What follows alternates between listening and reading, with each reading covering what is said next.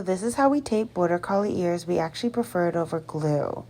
We find that this is really good for either smooth-coated dogs, dogs who have lost all their ear hair due to gluing, or dogs with really big, heavy ears.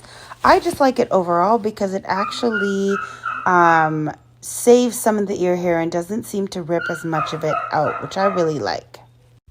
So first you need Japanese ear tape. This is the roll, this is the box. Then you need a dog with a clean ear. Actually, you need to clean the ear out with alcohol or ear cleaner. Then you need your first strip.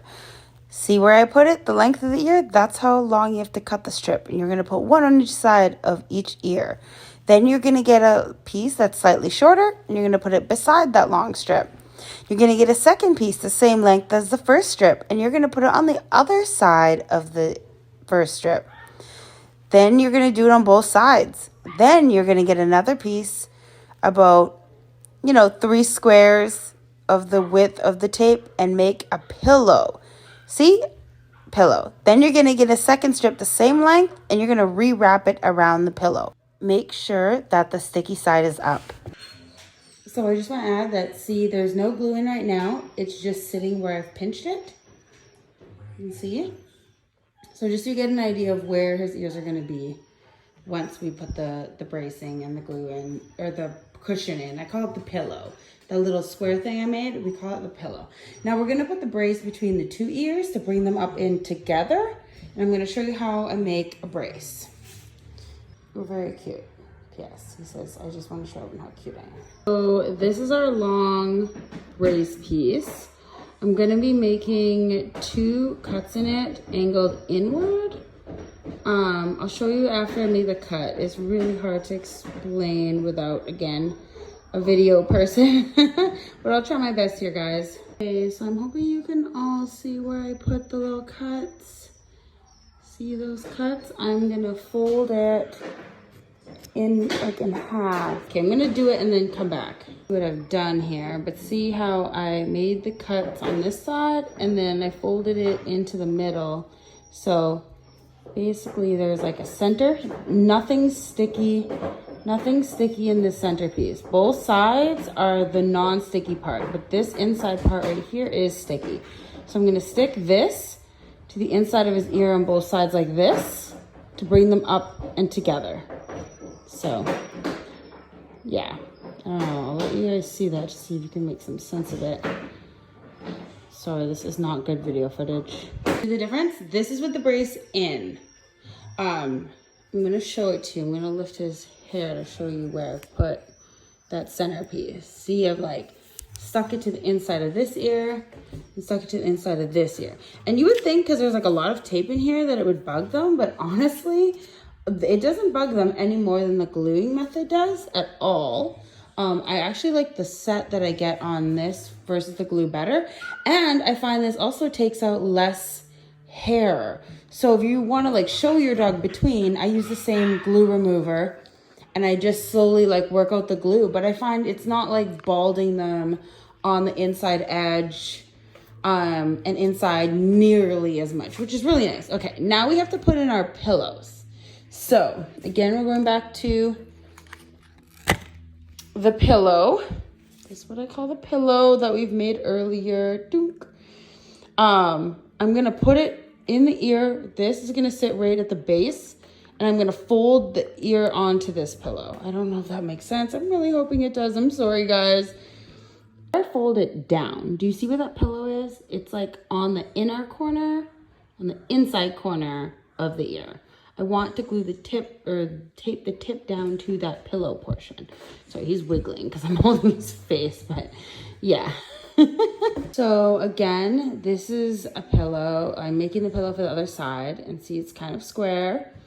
I've wrapped one long piece around itself. It's sticky on the outside. Now I'm going to take the other piece, the same length, and I'm going to wrap it around this again to make a full square. And I'm going to wrap it around the open-ended side going around to, again, make another pillow for that side of his head. Okay, so here is another pillow, second pillow for the other side. Sorry guys, this is just not focusing. The lighting's not good, I'm sorry. It's storming outside now, which is how I found the time to do this because I'm actually in the house, which is a rare occurrence.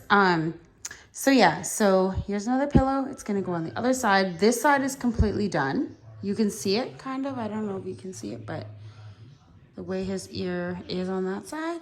And on this side, I need to put this piece in. So here we go. There's my pillow. I hope you can see it. I've put it in there.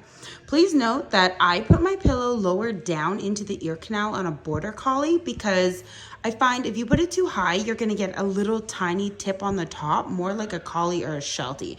And I find when you do that, they look very Collie Sheltie-ish. I like when they have a little more down, a hair more down than a Collie or a Sheltie, because I find like when you just have them, you know, really just the very tipped, they just don't look Border Collie-ish to me. I don't know, that's just me, but obviously if you like just the very tip down, that's on you.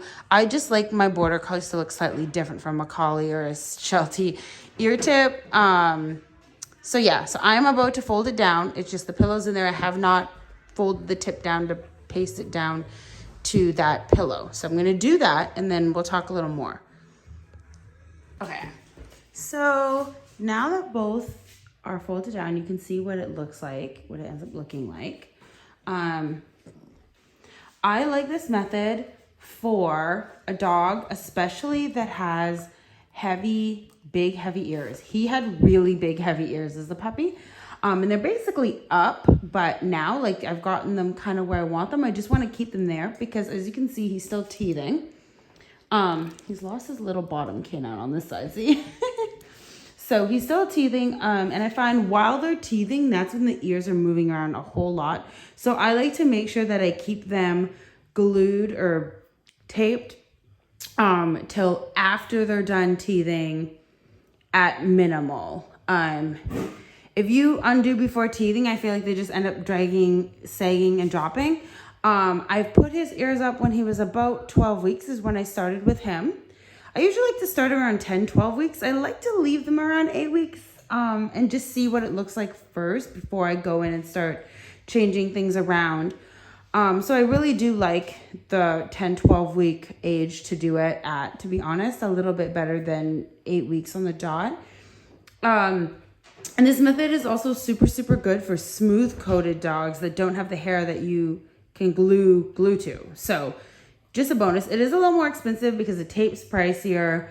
The tape is really handy though because when you get it flown to you, it will not freeze. I've many times had glue arrive to me hard as a rock during the winter months because if it even hits the cold for one night, the whole bottle is completely ruined.